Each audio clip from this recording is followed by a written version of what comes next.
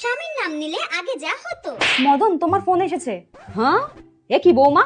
হ্যাঁ, তুমি আমার ছেলের নাম ধরে ডাকছো? তোমার কি শিক্ষা দীক্ষা বলে কিচ্ছু নেই?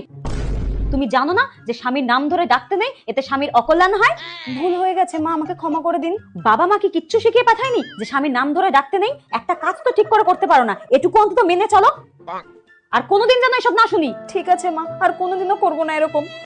আর এখন যা হয়। কৌশিক, তোমার টিফিন। ও কি বৌমা, হ্যাঁ?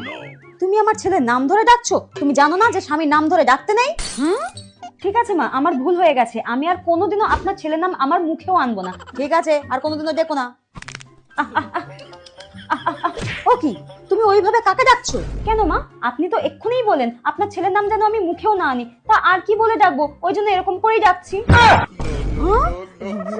ঠিক আছে বৌমা, ঠিক আছে, তুমি নাম ধরেই দেখো, আমার ছেলের নাম ধরেই দেখো, ওতে আরো ভালো দেখাবে। अब आई उस पहाड़ के नीचे।